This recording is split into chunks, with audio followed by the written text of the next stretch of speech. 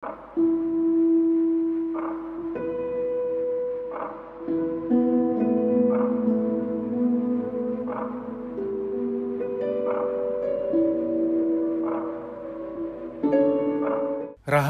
menentukan tujuan hidup. Kita sering mendengar tujuan hidup manusia adalah untuk bermanfaat. Betul, setuju. Namun tujuan ada dua. Tujuan jangka panjang, malah jangka panjang banget, yaitu tujuan seumur hidup, yaitu bermanfaat. Namun ada tujuan jangka pendek, jangka menengah. Tujuan jangka menengah adalah kamu menjalani apa yang merupakan jalanmu. Kamu menjalani apa yang memang jalan takdirmu. Tujuan jangka pendek adalah berikhtiar menemukan tujuan menengah itu. Sekarang kamu di pekerjaan atau di bidang yang mungkin bukan jalanmu, nggak apa-apa. Cari pengalaman, cari ilmu. Namun sambil mencari tahu, aku tuh sebenarnya harus menempuh jalan yang mana ya? Karena kalau sampai nanti umur 60, 70, bahkan 80 tahun, kamu belum menemukan jalan takdirmu, nanti akan ada penyesalan-penyesalan yang sebenarnya tidak perlu terjadi. Kita kan ingin hidup yang bermanfaat. Namun, sebelum bermanfaat bagi banyak orang, terlebih dahulu ada sebuah tahapan yang kita sering nggak ngeh, yaitu bermanfaat bagi diri kita sendiri. Dalam hal ini, maksudnya adalah kamu harus bahagia menjalani itu. Karena agak unik dan aneh, kalau kita tuh bermanfaat bagi banyak orang, tapi kita pada saat yang sama tidak bahagia melakukannya. Jadi jatuhnya kayak nggak ikhlas. Namun kalau kamu menjalani apa yang memang kamu suka, kamu bahagia terhadap hal itu, bermanfaatnya kamu itu langgeng dan menyenangkan, tidak terpaksa. Di ranah cinta tidak ada keterpaksaan, dan cinta selalu membuahkan hasil yang besar. Kamu mencintai pekerjaan kamu, hasilnya besar sekali. Dan hasil ini bukan hasil yang dipaksa-paksakan. Harus menghasilkan gitu. Itu terpaksa tuh. Seorang ibu yang mencintai anaknya tidak pernah merasa terpaksa untuk memberikan yang terbaik kepada anaknya. To the point saja ya. Saya tahu tidak mudah memahami dan melaksanakan ini. Namun ujung-ujungnya memang harus begitu. Hanya soal waktu, kamu memang harus menemukan passionnya kamu. Nah, bagaimana cara bahagia di pekerjaan kita? Pertanyaan ini harus dibuang. Kenapa? Kalau emang nggak bahagia, dipaksa-paksa bahagia tetap nggak bisa. Saya termasuk orang yang meyakini baik pekerjaan maupun pasangan ya kayak pakaian. Kalau kita nggak suka, masa kita mau pakai contoh? Saya nggak suka pakai baju pink, contoh. Karena kesukaan, preferensi kan relatif, subjektif. Kalau saya dipaksa pakai baju pink, walaupun Dad ini baju pink dari Eropa, mahal loh. Tetap nggak mau, karena saya nggak nyaman, bukan soal harganya gitu loh. Saya paling suka biru tua gitu ya. Walaupun misalkan satu baju biru tua itu hanya 10.000 misalkan, tapi saya nyaman gitu loh. Bukan soal rupiahnya, bukan soal beli di mana, tapi kenyamanan. Jadi pekerjaan dan pasangan itu adalah pakaian menurut saya. Pertanyaan bahwa bagaimana cara bahagia dalam pekerjaan, itu tidak boleh kita tanyakan lagi. Pertanyaan ini harus diubah ke pertanyaan yang sangat idealis. Pertanyaan itu adalah, apa yang harus saya lakukan untuk akhirnya menemukan pekerjaan yang memang jalan takdirku? Waktu kamu mendengar jalan takdir, mungkin kamu terpikir di benak kamu, Mas Dedi bilang jalan takdir, namanya juga takdir, ujung-ujungnya akan ketemu juga. Kenyataannya adalah, ada banyak orang akhirnya memang tidak menjalani jalan takdirnya. Loh kok lucu? Namanya jalan takdir, harusnya ketemu dong. Gini, Tuhan tidak akan mengubah nasib suatu kaum sampai kaum itu mengubah apa-apa pada dirinya. Apa yang harus diubah? Banyak. Mengubah pikiran, mengubah perasaan, mengubah tindakan, ikhtiar. Orang yang tidak berikhtiar tentu saja tidak memperbaiki kehidupannya. Ikhtiar tidak hanya berjuang, dagang, usaha, tidak. Salah satu ikhtiar yang sangat dituntut adalah berikhtiar menuntut ilmu, berikhtiar mencari jalan yang benar, berikhtiar untuk mendengar banyak nasihat yang baik agar mengambil keputusan yang benar untuk kehidupan. Jadi kalau yang kamu kerjakan hanya kerja keras, jarang berikhtiar memperbaiki diri, jarang berikhtiar ngilmu, belajar ilmu psikologi, ilmu keuangan, ilmu manajemen, dan salah satunya ilmu menentukan tujuan hidup. Nah, ketika saya berkata tujuan hidup, itu artinya kita ini menuju kemana sih? Kamu menuju kemana sih? Mau kerjain apa sih? Oke, langsung saja to the point. Ini adalah cara untuk menentukan arah kehidupan. Kamu, saya, dan semua orang. Kita bicara soal bahagia. Bahagia yang sesungguhnya dalam pekerjaan benar-benar tidak bisa dibuat-buat. Kalau ada yang bilang, aku bahagia kok kerja di sini soalnya gajinya besar. Ya ini jalanku lah. Belum tentu loh. Kalau bahagia, kamu takar dari gaji yang besar, bahagia itu jadi murahan gitu loh. Bahagia nggak cuma soal uang. Ada orang yang mungkin gaji nggak seberapa, tapi dia mengalami bahagia yang hakiki. Ada orang gajinya besar. Besar omsetnya kalau dia dagang. Besar nilai perusahaannya kalau dia adalah seorang pengusaha. Namun dia tidak bahagia. Saya pernah punya seorang klien. Dia ini seorang direktur. Punya 2 unit apartemen. Punya mobil beberapa. Namun dia pernah sharing, pernah curhat sama saya. Mas, aku hampa mas rasanya. Punya 2 unit apartemen untuk investasinya. Punya beberapa mobil. Ternyata hampa ya. Nah ini bukti bahwa harta bukan segalanya. Kalau soal karir, dia hebat. Luar biasa. Jadi tolong pisahkan ya, sukses belum tentu bahagia loh. Jangan gabungkan bahagia ke dalam sukses. Sukses ya sukses, bahagia ya bahagia. Sukses belum tentu bahagia.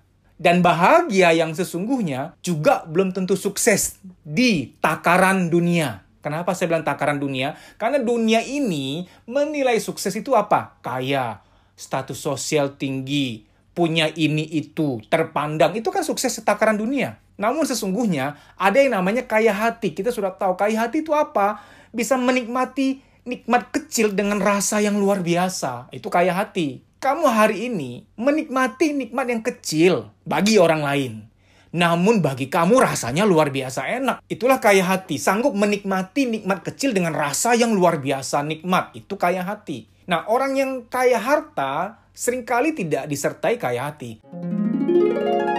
Rahasia menentukan tujuan hidup. Mas, aku cocoknya bidangnya apa ya? Oke. Pekerjaan atau bidang atau arah kehidupan atau kegiatan yang membuat kamu tuh bahagia banget. Secapek-capeknya kamu, nggak yang capek-capek banget. Orang lain di posisi kamu berusaha mengerjakan itu, capeknya capek luar biasa. Kamu tetap capek manusiawi dong. Siapa yang kerja nggak capek? Tapi kamu kerjaan itu 8-10 jam, capek sih, cuman nggak yang terlalu gimana-gimana gitu loh. Capek yang hanya perlu duduk bentar atau kemudian malamnya tidur, ngaso, makan yang bergizi. Besoknya udah nggak capek, udah seger lagi. Itu capek-capek biologis, alamiah, natural. Bukan capek yang dibawa tidur, besoknya masih capek. Mau ke kantor tuh kayaknya berat, mau ke toko, mau ke kampus kayaknya berat. Kemungkinan pekerjaan atau jurusan itu bukan jalanmu. Nah, sekarang saya mau lebih tajam, lebih detail. Hati-hati dengan rasa bahagia yang kamu alami di pekerjaan kamu sekarang. Karena bisa jadi itu bahagia yang adalah bahagia adopsi. Bahagia adopsi itu begini contohnya. Kamu punya teman namanya A. Deket banget sama si A. Deket banget. Teman karib banget gitu loh. SD SMP bareng. Yang dulu ke kantin bareng. Ke WC bareng. Jadi teman seperjuangan, teman seper-WC-an juga gitu. Beruah kakak. Deket banget deh. Nah, ada kemungkinan akan terjadi transfer suka, transfer bahagia, transfer rasa. Apa yang dia suka, kamu juga akan suka. Dia suka makan apa, hobinya apa, kemungkinan nyiprat ke kamu. Kamu juga suka itu, kemungkinan. Dalam persahabatan, kita tidak bisa pungkiri bahwa apa yang kita sukai kadang-kadang tuh adopsi dari yang teman kita sukai, teman deket, sahabat deket kita sukai. Itu kenyataan, law of ciprat. Kita tuh saling menciprati, ya. Jangankan mental, kesukaan, hobi, jalan hidup, kadang-kadang nguap saya bicara nguap. Nguap pun nular gitu loh. Di kereta, di bus, di pesawat. Kadang tuh ya kita nguap bukan karena kita ngantuk loh. Karena samping kita atau radius berapa sentimeter dari kita ada yang nguap. Nah, kita ikutan nguap deh. Coba ya logika ya, nguap aja nular. Gimana? Mental, hobi, kesukaan, dan lain sebagainya. Jadi gini, saya beberapa kali menemui orang yang memang sedang menjalani, sedang masuk ke sebuah pekerjaan, kegiatan, yang dia merasa suka, dia merasa nyaman, dia merasa bahagia, yang itu sebenarnya adalah kesukaan, kebahagiaan temannya. Ya nggak apa-apa sih. Kalau emang suka, jalanin. Cuman kan kita harus detail nih, mencerna, menganalisis. Ini bahagianya versiku sejatinya atau bahagia adopsi? Karena gini ya, kalau kamu bahagia, tanda petik, bahagia menjalani yang sekarang kamu jalani, yang ternyata bahagia ini adalah adopsi dari bahagianya orang lain, hanya soal waktu, itu akan usang.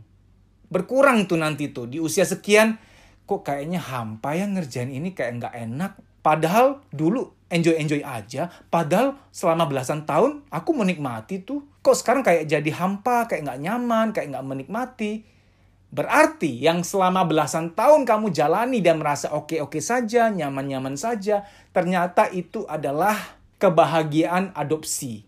Nah, yang kedua, hati-hati dengan rasa bahagia yang sedang kamu alami menjalani pekerjaan kamu sekarang. Bisa jadi itu bukan kebahagiaan yang sesungguhnya. Sekarang yang kedua ya, menganalisis kebahagiaan yang sejati dalam jalan hidup kamu. Ada kemungkinan rasa bahagia yang kamu alami sekarang itu kebahagiaan yang semu karena ilusi harta, karena ilusi uang. Aku bahagia di sini mas, nyaman, enak, di sini uangnya gampang, di sini komisinya banyak gitu loh. Itu sih bukan bahagia sebenarnya ya, karena otak kita kan cenderung menghindari penderitaan. Di mana ada kenyamanan, uangnya banyak, otak kita jadi feel comfort, merasa nyaman. Lalu kita deklarasikan, aku bahagia di sini. Ya nggak salah sih, itu naluri alamiah kita semua. Pengen punya duit banyak, pengen dapat penghasilan gampang, nggak salah. Namun kamu tetap harus sambil mencari, sambil mengerjakan. Apa yang kemudian kamu nikmatin. Saya tidak mau terlalu ekstrim ya. Di tengah-tengah aja lah contoh. Mas, aku kan kerja di bidang A. Ya, aku udah tahu sih sebelum video ini, aku juga udah tahu ini bukan jalanku. Tapi gimana ya, Mas? Ya udah kontrak, ya memang penghasilannya oke. Nggak apa-apa, kamu nggak perlu keluar. Walaupun nanti ujung-ujungnya harusnya idealnya menurut saya sih keluar. Tapi sekarang-sekarang ini, kamu sambil melakukan hobi kamu. Syukur-syukur hobi ini bisa menghasilkan uang juga. Kalau tidak nggak apa-apa. Agar kamu tetap punya dunianya kamu. Jangan sudahlah di kerjaan nggak nikmatin, walaupun uang ada, tapi kamu juga nggak punya dunia kebahagiaan. Ya. Atau sambil-sambil. Ada orang-orang yang memang dia tetap bekerja di tempat yang mungkin dia nggak nyaman. Dia tahu itu nggak nyaman, tapi mau lepas nggak bisa karena ada nafkah yang lumayan di situ. Namun dia sambil-sambil part-time, entah malam, sorenya, atau Sabtu Minggu waktu dia lagi nggak ngantor di pekerjaan dia itu. Dia Sabtu Minggu ngerjain tuh yang dia suka, yang itu memang passionnya dia. Jadi dia semua kena, semua dapat. Sabtu Minggu dia nggak anggap beban ngerjain yang dia suka. Karena dia nyaman, dia bahagia. Dia nggak anggap itu kerja. Dia menghasilkan. Kita nggak usah bicara besar atau kecil dulu ya omset atau hasil rezekinya. Yang penting menikmati. Kalaupun kamu harus dua kaki. Kaki kiri sedang napak di tempat pekerjaan, kegiatan yang memang kamu nggak suka. Namun lumayan uang atau rezeki yang masuk tuh bisa mencukupi. Namun kamu tetap harus berusaha kaki kanan napak di mana ya. Aku tuh sukanya apa ya. Kerjain part-time dulu aja. Kerjain part-time. Kerjain dulu. Bisa juga cuma buka-buka YouTube. Bidang yang kamu sukai. Cuman menikmati. Oh orang ngerjainnya begini. Enaknya jadi dia. Menikmati secara hayalan dulu. Nggak apa-apa. Enjoy dulu. Andai aku bisa kayak dia. Nikmatin aja dulu. Berhayal dulu. Nggak apa-apa. Karena tolong ingat ya. Pikiran adalah doa. Imajinasikan dulu bahwa kamu jadi orang itu. Apa yang dia kerjain. Enaknya jadi dia ya gitu loh. Karena kamu tahu memang dari sejak remaja kamu punya impian pengen ngerjain itu juga. Kadang-kadang jalan hidup kita itu sudah ada imprint, sudah ada ukirannya di batin terdalam kita. Kadang-kadang muncul di masa remaja, di masa muda Tuhan sudah nunjukin. Ada rasa yang tiba-tiba muncul, ada imajinasi yang tiba-tiba muncul, atau pernah ngeliat orang ngerjain sesuatu bidang dan kita merasa kok enaknya jadi dia gitu. Sudah ada inspirasi-inspirasi itu sebenarnya. Cuman kadang-kadang kita abaikan. Kayaknya di situ tuh nggak ada duitnya tuh gitu. Wajar ya, saya bilang wajar. Semua orang butuh duit, saya juga butuh duit. Tapi bisikan-bisikan dari Tuhan itu kita catat, kita ingat. Kita langsung praktekin juga jangan. Apa-apa pakai hikmat. Nggak boleh langsung dikerjain dengan meninggalkan pekerjaan utama yang cukup menafkahi kita secara uang gitu ya. Disimpan, diukir di batin kita sambil dipelajari ilmu-ilmunya. Nah, suatu saat ketika tabungan kamu sudah banyak, mulailah ngerjain itu. Dan pada konteks tertentu, orang tertentu, dia tidak perlu melepaskan pekerjaan yang memang dia tahu dia nggak bahagia di situ. Dia mencari bahagia dia yang sesungguhnya, energi kebahagiaan dia di jalan yang sudah dia temukan ini, itu sanggup subsidi silang untuk mengkompensasi rasa nggak nyaman dia di pekerjaan dia sekarang. Dia nggak perlu lepaskan itu. Namun sambil jalan, sisi kiri kewajiban, sisi kanan dia ngerjain apa yang dia suka. Gitu loh. Kalaupun bidang yang sudah dia temukan, oh ini jalan gue nih kayaknya nih. Itu sekarang belum ada duitnya, nggak apa-apa. Karena sumber duit ada di sebelah kiri. Karena yang kita sukai, yang kita nikmati, jalan hidup kita, di awal nggak langsung berduit, nggak langsung sumber rezeki besar. Enggak. Saya bergerak di bidang training psikologi, itu nggak langsung menghasilkan. Saya tuh baru menghasilkan di tahun ke-7 dari perjuangan saya. Awal-awal pontang-panting, luar biasa. Nyewa gedung mahal-mahal yang datang berapa? 11 orang. Nyewa gedung mahal-mahal, promosi, bikin brosur, pasang iklan di radio yang datang berapa? 50-60 orang. Padahal kapasitas ratusan. Wah, di awal-awal pontang-panting. Kalau saya menyerah dulu, nggak akan sampai sekarang. Nggak akan sampai yang sekali bikin event 400, 500, 600, 700 orang. Nggak akan terjadi seperti hari ini.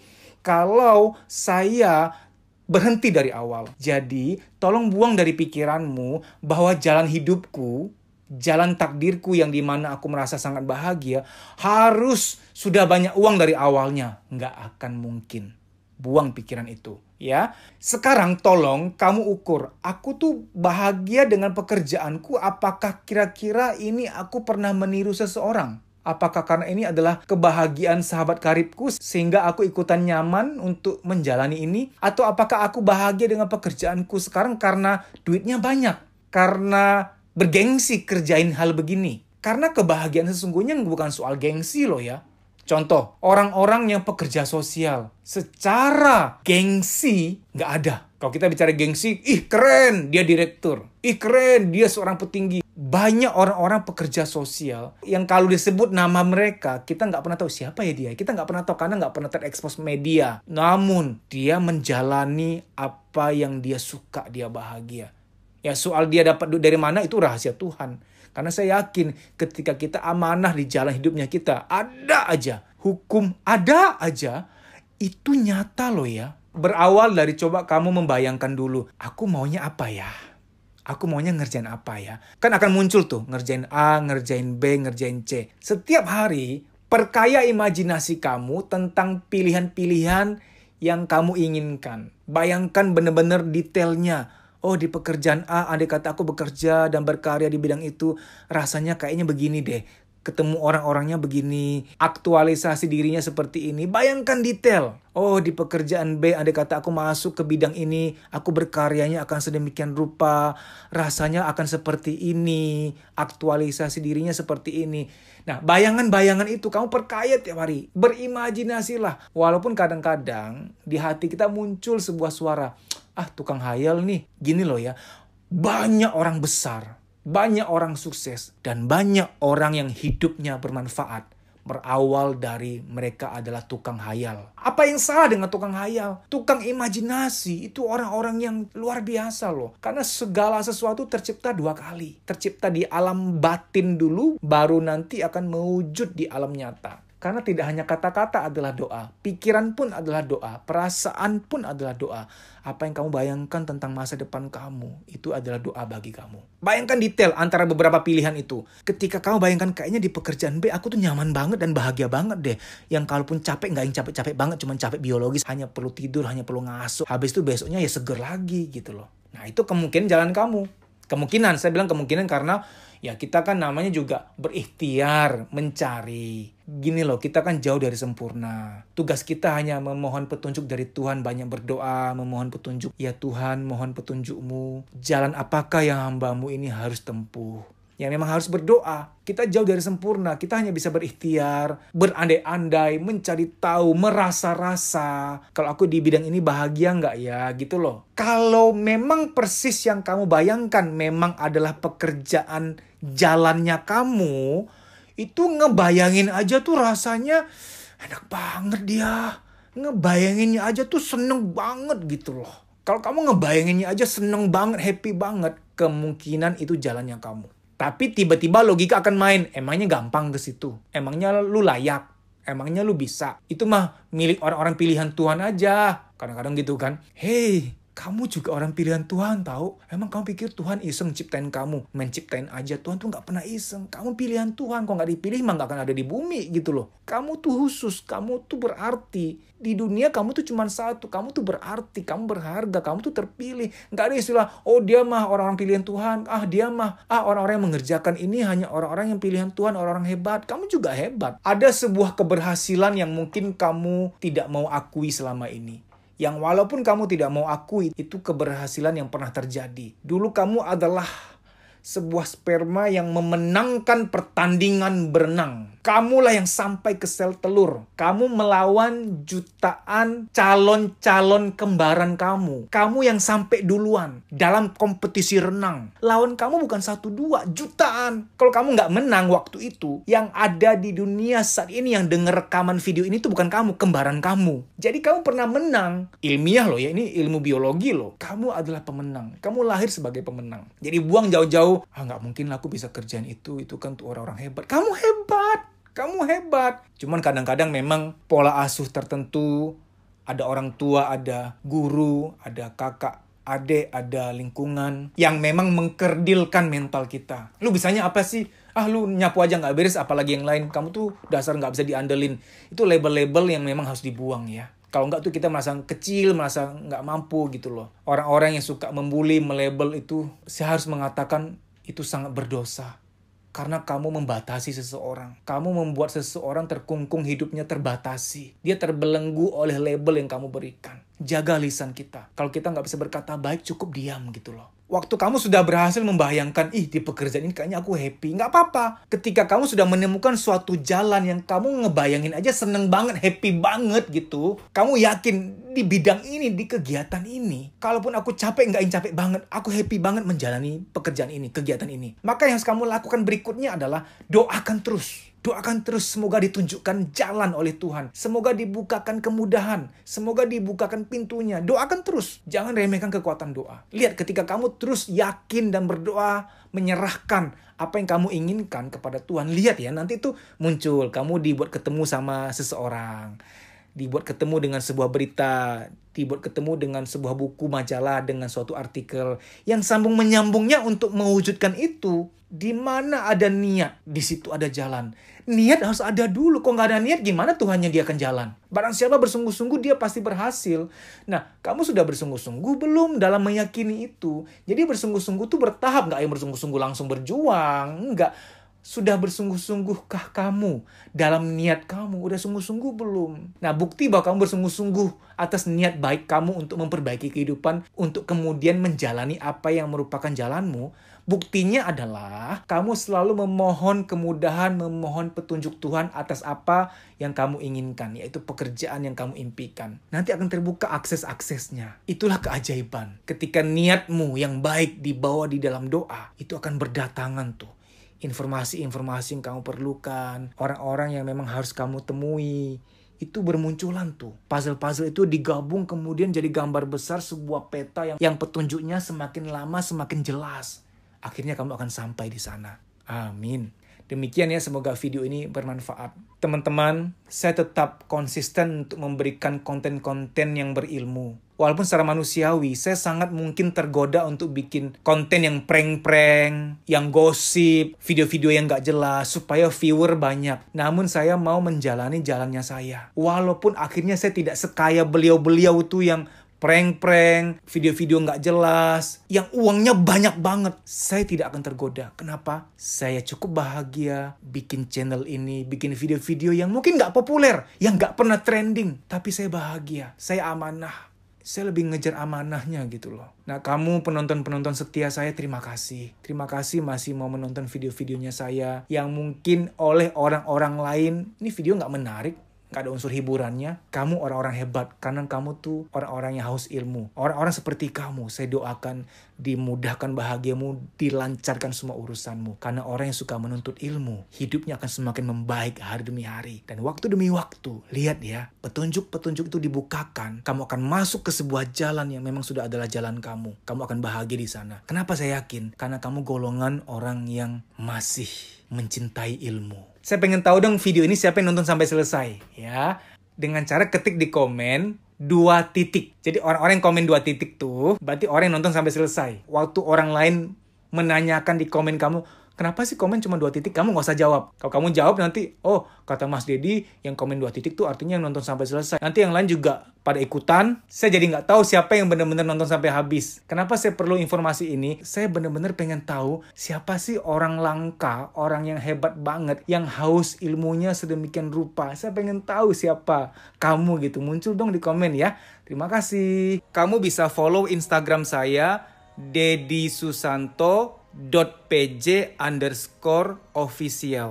Di story itu ada jadwal training, silahkan dicek. Kalau kotamu termasuk di jadwal, WA nama peserta ke nomor panitia tersebut di kota itu untuk mendaftar. Kita kan mau membaik nih, mau meningkatkan kualitas hidup. Karena jangan-jangan luka-luka batin itulah yang membatasi, menghambat mental kita untuk maju. Sehingga mengalami yang namanya menunda pekerjaan, ragu ngambil keputusan, minder, mood swing, tidak sekreatif dulu lagi, negative thinking, susah tidur, badan gampang capek, ada nyeri-nyeri nggak jelas di pundak, di perut, di dada, di kepala, dan lain-lain sebagainya, psikosomatik. Psikosomatik adalah, psiko itu jiwa, soma itu badan. Psikosomatik artinya ada beban-beban di jiwa, baik yang terpendam maupun yang disadari, ketika secara akumulatif sudah penuh, dia nitip taruh beban di badan. Ada yang nitip taruh beban di kepala, jadilah migrain, rambut rontok, pelupa, insomnia, pikun dini, dan lain-lain sebagainya. Kalau ketombe karena salah sampo ya, beda jurusan itu. Beruah kakak. Ada orang yang ketika jiwanya sudah penuh, jiwanya itu nitip taruh beban di perut. Jadilah mah, nyeri head berlebihan, nafsu makan tinggi, nafsu makan rendah, dan lain-lain sebagainya. Saya nggak mau sebut nama-nama penyakit lain yang wah ya. Tidak baik menyebut nama-nama penyakit seperti itu karena dapat mensugesti. Saya sebutkan hanya gejala-gejala kesehatan yang sering dialami oleh kita semua, yang ringan-ringan.